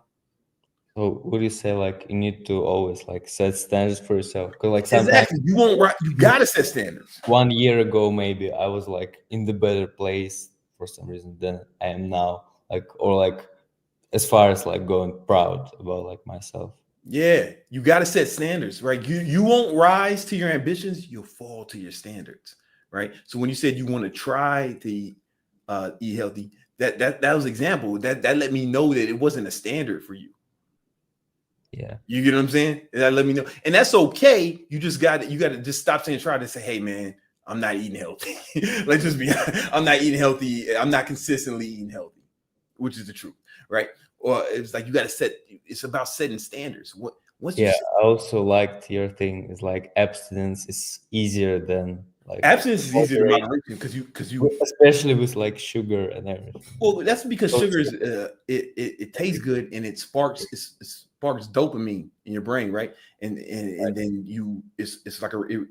it triggers your brain's reward centers. And that means that you're going to want it more. You're going to crave it, increases the cravings. But over time, over a long enough time of abstinence, those cravings go away. You know what I'm saying? It's easy for me to stick to my diet. I have no cravings because I've been abstinent to the things I'm supposed to do. Yeah. So it's it doesn't take discipline anymore. That's the beauty of abstaining from shit. it doesn't take discipline. But when you when you do this shit a little bit, or you try to stop doing the things or whatever, what happens is you tease yourself every once in a while, and you perpetuate the addiction. Mm-hmm. You perpetuate the addiction. Does that make sense? Yeah. All right. Was this? I don't know if I answered your question at all, man. Was that helpful at all? Of course. Yeah. All right, brother. Show my physique just like Felix Fearless, or no? What's up? Should I like show my physique? No. We not do. I'm not having people strip over here, man. That's Fitz thing, and that's cool. Fitz the homie. That's my dog. I'm super proud of him, man. But I ain't gonna have guys strip over here, man. It's cool. It's cool that he does it. You know, Yeah. I copied off of Split. Fitz is my boy. I copied this whole idea from him, but I just do it a little different. All right. Thank you. I'm more about the mindset, man. Yeah, thank you so much for. All right, brother. Let's get it. I hope to achieve your point. Oh, thank you. Same to you, man. Let's stop saying try. Because yeah. All right. I'm also 19 right now. You're telling the story from where you were 18 and your father killed. When I was 18, I was a piece of shit, man. I was a fucking dickhead. I was a dickhead, man. So like you're on the right path. All right, brother. Okay. Thank you so much. All right, for sure, man. Peace. Have a good one. Hey, same to you. All right. Dawson, man, you look like a child. I need you to show your ID, man. First, I need to make sure you are not a minor, because you looking like a young kid, you know. And I don't want no kids on here. No, I can't put no minors on here, man. No drizzy. I'm sorry, brother. Man.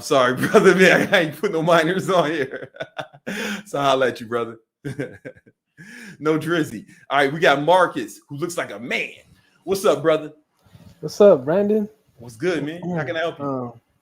I just have some fitness questions. All right. So it's like I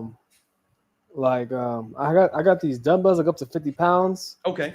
And I got adjustable.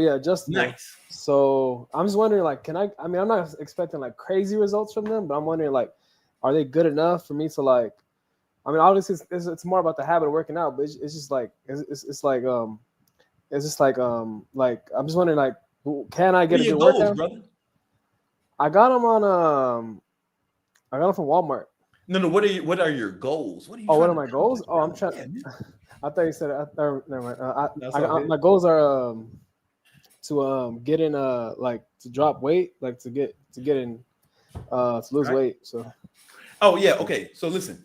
To be clear, you do not even need to exercise to lose weight. You do not even need to exercise. It's all about diet. I mean, the exercise helps. So here's the thing, brother. Marcus, you got to be in a caloric deficit. How many pounds do you want to lose?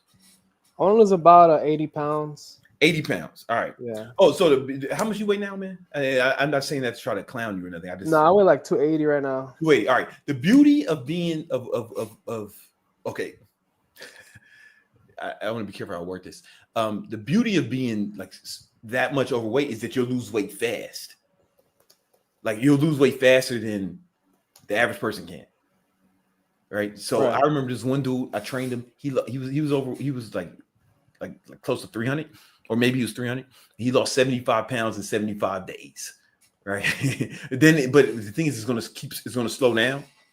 Like, so the leaner you get, the harder it is to lose fat, because your body wants to retain a little bit of body fat, because we evolved to store fat for a reason, right? But when you have excess, it's easier for it to shred, right? So there's that. But the main thing you got to do is start tracking your macros, brother. You know what I'm saying? Like start tracking your diet. Like that's the easiest thing to do. You know, there was a study done at Duke University where they had all they had people do was track their diet in MyFitnessPal. Oh, all they had people do was track their diet in MyFitnessPal, and on average, those people lost 5 pounds in 3 months, which is not really good. I mean, it's not like really that impressive. But when they didn't even give them a diet or a workout plan, they just told them to track their diet. Excuse me. Like tracking is that effective, because you'll be more cognizant of what you eat. Right. So your diet is going to be the most important thing. Now, the 80-pound, the 50-pound dumbbells, that's great, you know, but it's really the diet, man. Yo, man. Oh, this dude. Somebody in the chat saying he lost 150 pounds, track macros in a caloric deficit, and go lift. Yeah, tracking macros. I'm telling you, it's the cheat code. It's the key. If you can start doing that, man, the pounds will shred so fast. Right. Okay, so I had another question. When you schedule stuff on your calendar, do you also, I mean, like, do you put it as a task or put it as an event? Because I've been putting it as events on my calendar, like. Yeah. So do you just put it as an event, or? I put it as an event because the task, if I want to make sure I'm right, as a task, it's like it doesn't have a time, right? It's just something you got to do.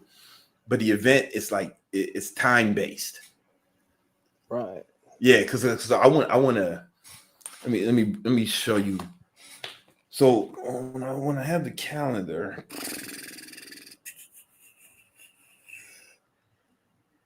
what I do is, this shit about to die. Yeah, it's events. So like every hour is planned out of the day, right? This way, every day is choreographed, and that way you squeeze more success out of each day. Right. Does that make sense? That makes sense. Yeah. Yeah, you can, because man, well, every time people start doing this, what they tell me is two things happen. One, they overestimate or underestimate how long it takes them to do stuff, so it takes them getting used to. But once they start getting used to it, once they realize, they start to realize that, oh shit, I waste so much time. Like people, all these motherfuckers who say they didn't have time to do shit, they're like, oh man, I didn't realize how much extra time I had. Right. That is true. Yeah, I do notice that. Like I'm like it was yesterday. I went hard like yesterday, but like on like certain things that I was doing, but I was like, dang, I was like I went to sleep like I was just tired of it. I guess it's a habit, you know, gotta make it a habit of being that way. Like, you know, and it's only like it's pushing yourself each day, like how you kind of talk, like you say, like, you know, push yourself each day and like you'll achieve your goal. But I'm really thankful for your advice. Like you got life-changing advice. And thank you, brother. I also had another question. Like, so like I have a walk pad. I was wondering, I've been doing 10,000 steps. Nice. I have my tracker right here a day. That's what's up. And at first I thought it was a lot, but then it's more about like just doing it, like more about the habit. I was wondering, is that good? Is that good? Like for like weight loss or? Yeah, like get as much movement as you can. It's like diet's the most important thing. You cannot out-train a bad diet, but you can out-diet bad training. I want to repeat that. You can't out-train a bad diet, but you can out-diet bad training. Right. So diet's the most important part. So once your diet is dialed in, right, you want to feel your diet should already be in a caloric deficit for you. And then you use any exercise, whether it's lifting weights or cardio or walking, to push yourself into a deeper caloric deficit, right? So for example, does that make sense? Right. Yeah. So like right now I'm on a motherfucking, I've been paddling on the exercise bike this whole time. Like very low intensity, but I'm on it. But sometimes I think you can see right there, I break out the fucking walking pad and I lift this. This is a standing desk. So I'm working here and I'll like lift my desk up and I'll be working here with a standing desk, or I'm sitting down right here doing cardio while I'm in my meetings or whatever. And just because I want to just burn more calories, but I do it so I can eat more. You're going to be doing it to push yourself into a deeper caloric deficit. Right. You get what I'm saying? We got different goals, but it's same path. So 10,000 steps, that should be the minimum for you, right? If you can do more, do more. Right. More is better. Oh man, more is better. You might have to work your way up to it. You know? Okay. But if you were ever, it's difficult for me to tell somebody your size to get 20,000 steps a day. So I think 10,000 steps is a good thing. And I don't mean that. I could probably do 15,000. Like, yo, if you can do it, like push yourself, you know? Yeah, because I've done it before. Like I'm like, I've been on days where I'm like, you know, I'm gonna do 15,000, like, and because I have enough time, and also because I'm just have the energy to do it. So if all you did was do 15,000 steps a day and ate in a caloric deficit, I promise you that weight will fucking melt off. Oh, right, yeah. Another thing, it's like I've been like I'm not saying my diet's like messed up, but it's like I think I've been putting too much like I don't know emphasis on like eating like dirty versus like eating clean, like because like I don't know, I add chips and shit to like my scale, and I'm like okay, this is within my macros, like I'm gonna eat it within my macros, I'm gonna still lose weight. But it's like I know that it's not the best way to do it, but it's like sometimes it's like I just can't, like, I know I sound kind of like what the fuck, but like it's like sometimes I just gotta like, and I don't have to have it, but I put like chips with chicken breast though. Hey, like, so here's the problem with that. It's like you can do it if you stay within your macros and your calories for sure. The difference is it's more difficult to do that, right? Because if you're eating calorie dense food, right, then you can't eat as much, right? So you might still fuck around and be hungry.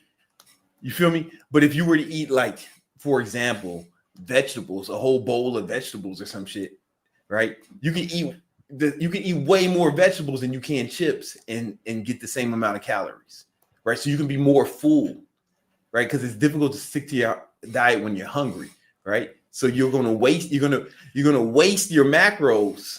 You're gonna waste the calories you got, the calories you're allowed it on something with high, on something that's high calorie. So you got to think what's more important. There's no wrong answer, but you got to think what's more important: the tasty food, or do you want to be hungry because you didn't eat enough? You know what I'm saying? Like that's some real shit. Like I'd rather not be hungry when I'm cutting. So I'm gonna eat stuff that's like very low calorie, that's not calorically dense, so I can eat a lot of it because I don't want to be hungry when I'm cutting. Right. If I ate shit that was calorically dense, then I can only eat a little bit of it, and I'm still fucking around and be hungry. Right. So and if you don't want to count calories, then the only other way, here's for everybody. If you don't want to count calories, I think you should. But I've trained people like this. I don't like to do it, but if you're not going to try calories, then just eat meat and green vegetables. Just that, and you'll almost everybody will be in a caloric deficit if they did that, because you can only eat so much of that. You know what I'm saying? Just fucking meat and green vegetables, or you can track your calories and eat whatever you want. Right. You got a decision. You can pick one of the two. Right. I've been reading. I've been reading this book right here. I don't know if you read it yet. Yeah, it's okay. Yeah, Ryan, I mean, that's actually really good. His books he sends me all his books when he comes out. I got an autographed version of that. No, I read it. It's pretty good, but I know there's like better. I mean, like I'm not saying that book is bad. It's like really good, but there's other books. I know, like the Ego one, the Ego is the Enemy, and the Obstacles the Way are his best works. Yeah, those are like amazing. But yeah, I was wondering, do you have any other recommendations? Well, for you, I read a lot. Yeah, for you.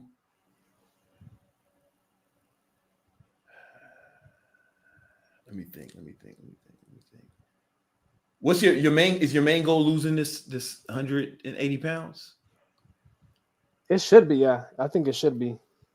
Or is it or not? If it's not, then just be honest about it. You know. It is. Yeah. Okay. It is. You didn't sound confident. All right. But if it is, then have you read Obstacles the Way? I read some of it, but I have it though. So yeah, finish that. Finish that because like you got a big obstacle. You know what I'm saying? Like you got a big obstacle, and it's not insurmountable. But I feel like that's what's up.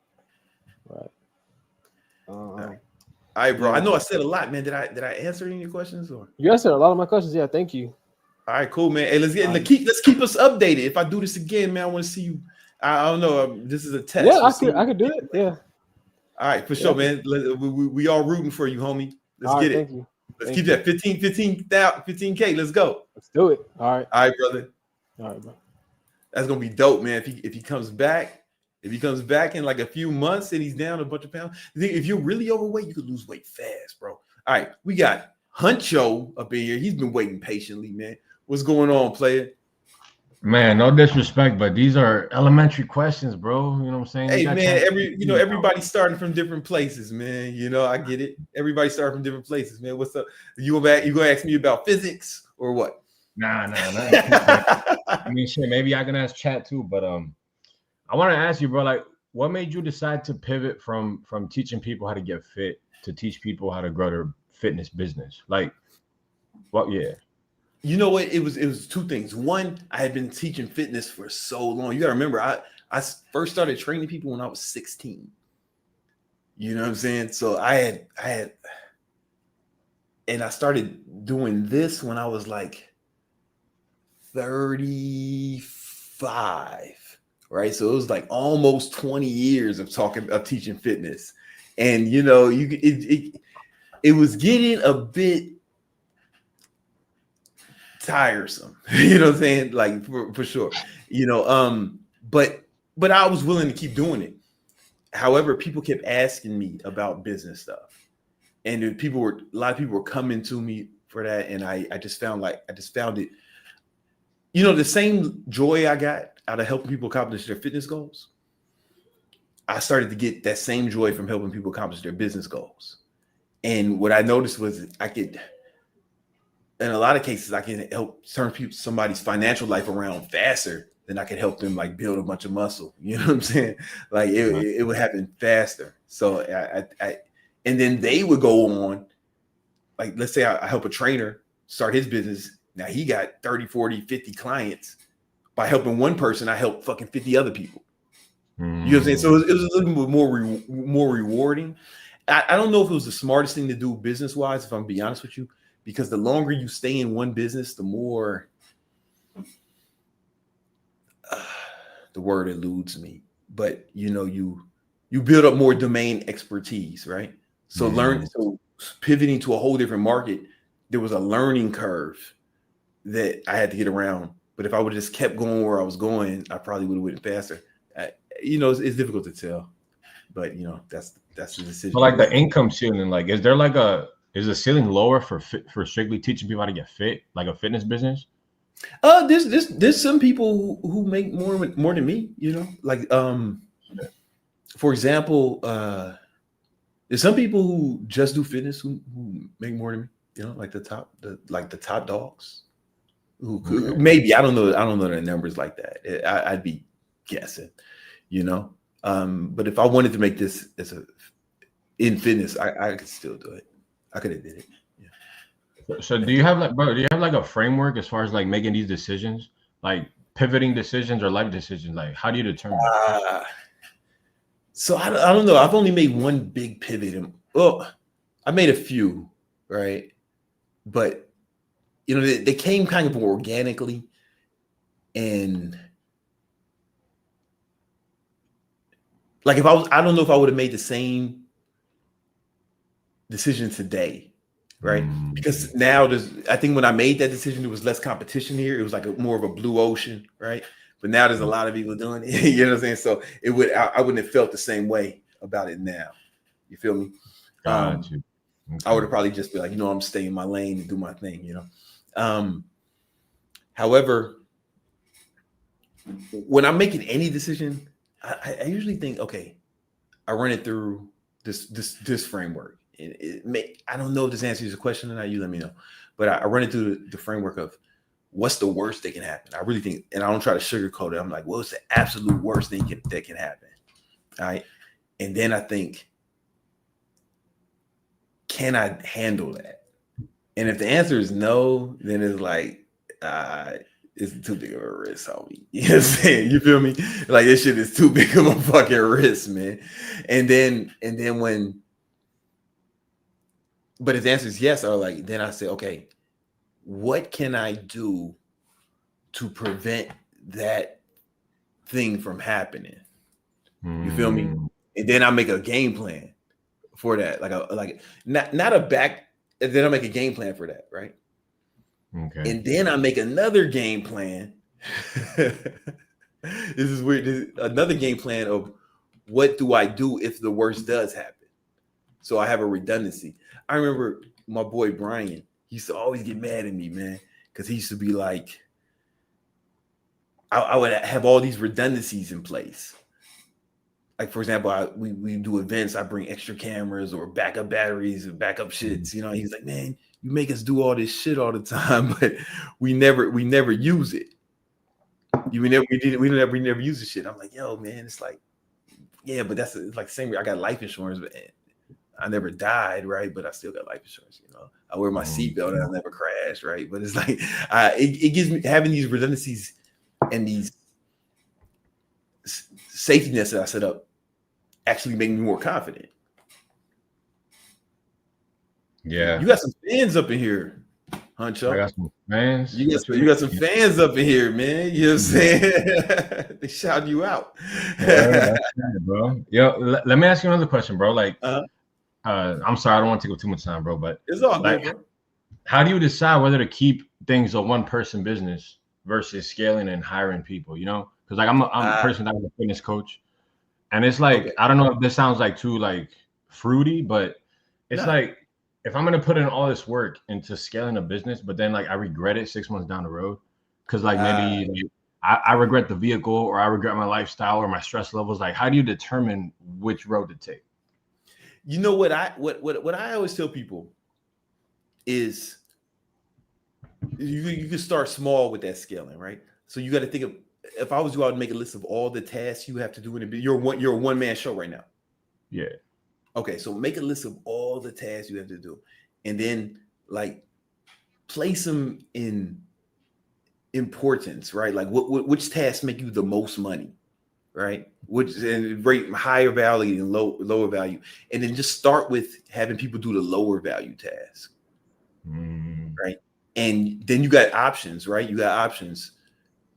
They'll probably do those tasks better, right? Because that's their only job is to do those lower value. Because there's probably things that need to get done, but they're lower value, right?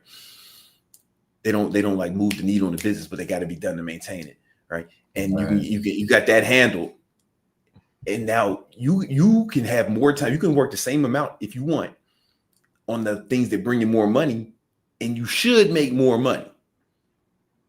You know what I'm saying? Like you should make more money under those circumstances, right? That's how it works. And you can always try. You can always start with like VAs, like virtual assistants, or people off Upwork. Like just dip your fucking foot in it first before you go all in straight hiring people. You can hire. Just it depends on what the task is, right? And see how you like doing that. You know, it's really about you spending money to get some time back, and you can either spend that time doing shit you enjoy, or if you're crazy like me, you can spend that time doing things that will bring in more money, or the things that only you can do, right? There's some things in my business that only I can do. Like I'm the only one who can be in the ads, right. You know, but I'm the only one who can like, I mean, I have different coaches in the business, but you know, when I'm coaching, I'm the only one coaching. You know what I'm saying? Like, you know, there's some things that only I can do. And I try to hire people. When I hire people, I put them in positions to help me do more of the things that only I can do. Does that make sense? Or the things that bring, or a lot of times but initially it was just, I want to focus on the things that make the most money. You know?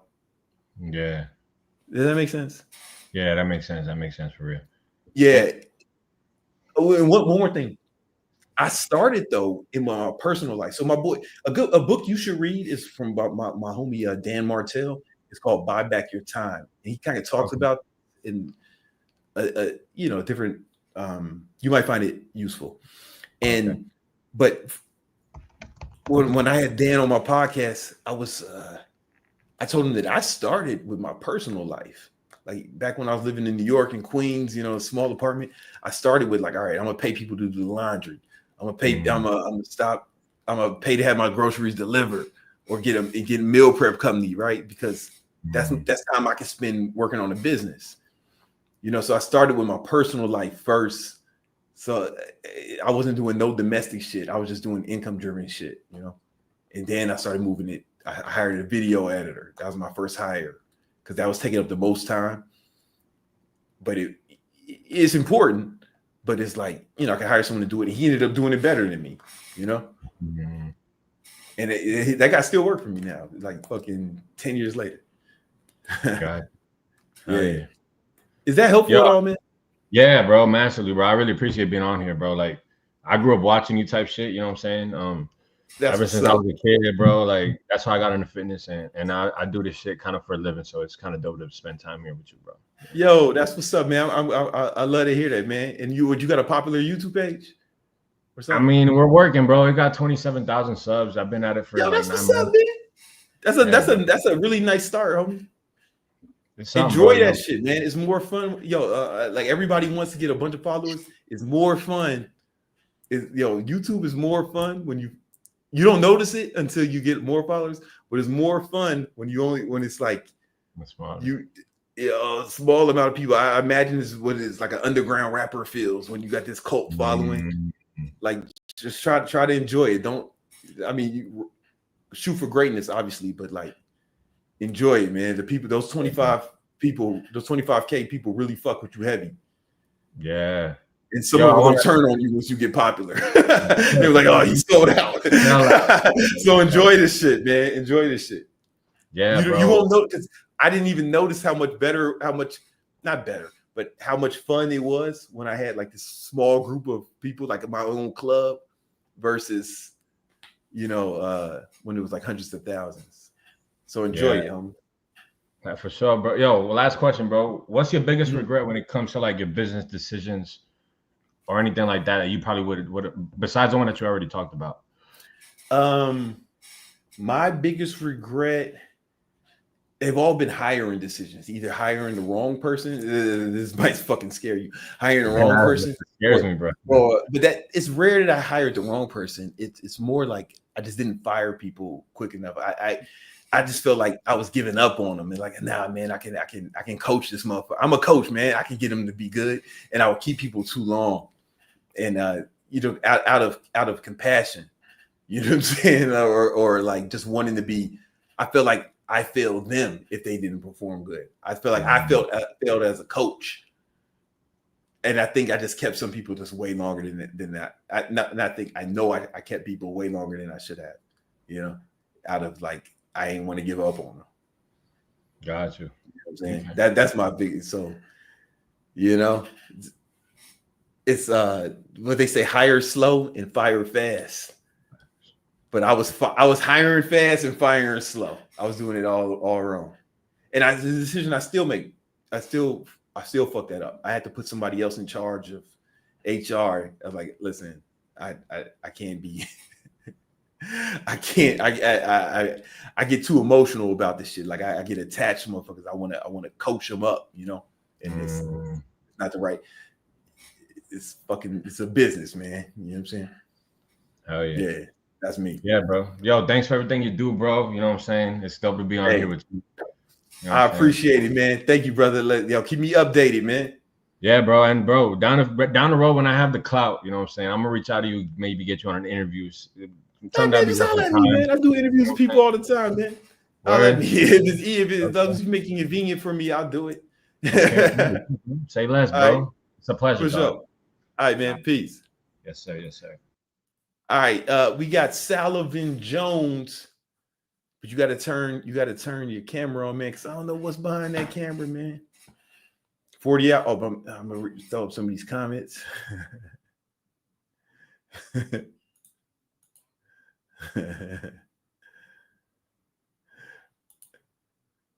Yo, I can't let you on, Mr. Jones, unless your camera's on. Fuck that shit. I don't know what you got planned behind there. If you're starting a fitness YouTube channel, what content would you post? If I was starting one right now, well, first I would figure out what my target market is, my target demographic, and my target demographic, and I would focus on. So I would have a particular focus, right? And I would go all in on that focus, whatever it is, I would go all in on that, and that way people who were looking for that kind of shit would be excited to watch. Because if it's just regular fitness shit, you won't stand out, right? You got to really have a more narrow focus initially to penetrate the market. All right, we see Get Fit with Max. He's on the move, man. What's up? What's going on, Brandon? What's up, man? Are you in the gymnasium? Yeah, I'm in the gym with it. That's what's up, man. So listen, man, I have a personal training question. Okay. So I'm a trainer, online trainer. Nice. And I closed a couple of high-ticket sales already. Congratulations, bro. Thank you. But what do you do when someone requests your price list and you try to get them on a sales call, but they just want the price list? Oh, for me, I would just tell them, like, listen, man, like, I don't even know if I can help you today. And it's true, right? Because you probably don't work with just anyone, right? So it's like, I don't even know if I can help you with, man. The truth is I gotta talk to you in order to even determine if we would be a good fit to work for each other. And that should be true. Like, because if you have a target market, if you have a niche, like you might not want to work with everyone, Like I don't want to, and I don't want to work. I wouldn't take just anyone's money, man. I got to talk to them, man, because how it is. Some clients, they're fucking pain in the ass. I got to make sure they're cool. You know what I'm saying? That I actually want to work with this motherfucker, Yeah, no doubt. Yeah. So basically, and so if they're not willing to do that, then that's cool, man. There's more people everywhere. Okay. Yeah. All right. That's all I had, man. I'm a big fan. Yo, and here's the thing. How often does that happen? It's happened like twice already in the past couple of months. Twice? All right, go listen, man. It sounds like what you really have is a lead problem, right? You should market so hard that like you don't even remember that happened. There's so many leads coming through that like over the course of 2 months, oh yeah, that did happen, right? When people are focused on things that happen once or twice, that's how I know that they're not getting a high enough volume of leads, right? So you want to get a high volume, so little shit like that just happen, So I have one of your courses. I believe it's called the Online Trainer Blueprint. Okay. I don't think I have nothing like that. That sounds like a mix of a bunch of shit. Like you compiled a lot of the names. But you got some clients from that already. Like $100 less. What was that? You got a few clients from that. From the course? Yeah, from what you learned. Yeah, well, I followed your tips, definitely. Oh, I was gonna ask, how do you get more leads if you have a small following? How do you get more leads? All right, so like, yo, man, what we do is, it's something I've been teaching lately. It's called group hacking, right? And I hadn't taught it publicly, but I taught it to a lot of my clients, right? So, but you got to have like a strong niche, right? You got to have a strong target market. And then you find like Facebook groups where those people already are, right? So, for example, when my boy Corey Armstrong, when he was first starting, he didn't have a big following at all. He was focusing on helping men lose fat with intermittent fasting. So he would go into these intermittent fasting groups and just post content about his journey, right? And these groups had like millions of people in it, right? And he wouldn't do no pitching in there, right? What happened was people would start commenting on it, interacting, asking the questions, right? All he was doing was posting helpful advice, right? And then what he would like interact with them in the comments and then DM them, and then to get the conversation started. So basically, post to niche related groups. Go to where the people are. If you ain't got them following you, go to where they are. All right, man. Yeah, so I'm gonna invest in your program soon. What am I doing? Yeah, if not right now, I'm glad you already get some progress. And like, there's a free ebook in this called the 10 Commandments of Online Training. So check that out, and that might I think you might find that helpful too. There's some information in there, and I think we talk about group hacking in one of those things too. We briefly in the course, the course spoke about it for sure, man. That's that shit. 99. Yeah, for sure. All right, man. Thank you. I'll see you. Awesome, man. Glad I can help. All right, peace. Peace. All right, man. So I've been here for about 2 hours. I think it's time to go. You know what I'm saying? Like, let me know in the comments. Did y'all find this cool, man? Is this some shit I should do more often? Dylan came in at the buzzer. All right, everyone has Dylan. Dylan, what's up? Hey, how's it going? You wanna make this quick? I just wanted to ask you quickly, what do you think's the best for doing ads? Would you go Google, Facebook, Instagram? Have you done ads before? I've been playing around with them for a few years. Yes. Okay. I don't know if there's a best. People usually find one that specializes in and gravitate for. I think that Facebook ads has a smaller learning curve. Okay. It's a smaller learning curve. It's easier to learn Facebook ads. So maybe if you were starting, then maybe that's the one. If I was just starting, maybe that's the one. Yeah. Gotcha. Yeah. I appreciate that. All right, bro. Hey, man, glad I can help. Yeah. All right, brother. Peace. Have a blessed night. All right, guys. Get up. All right, guys. I'm gonna get up out of here. Just real quick, man. I'm doing a live training with my boy Moneybird, Derek Moneybird, on just a wealth building strategies for 2025. Moneybird's he's probably my richest friend, man. Like he's super rich, and he's the one who really taught me about how to get into the stock market, and like his real estate portfolio and stock portfolio is crazy. He's been doing business longer than me because he's older. He's got an MBA from University of Chicago, and we're just going. But he's also a G, man, one of my best friends, and we're just going to be. It's links in the description. It's free, and we're just going to be talking about wealth building strategies for 2025. You definitely don't want to miss out on that. Click the link in the description. I'm flying to Chicago. We doing it live. It's gonna be lit. And man, this was kind of fun for me, man. You guys seem to like it. You're telling me to do more. It was kind of fun for me too. I enjoyed it. So we might be able to do more of this. I'm gonna have to learn how to do this shit. But yeah, it's good. All right, guys. I'm gonna get up out of here, man. I might be doing this some more. All right, I'll let y'all. Peace.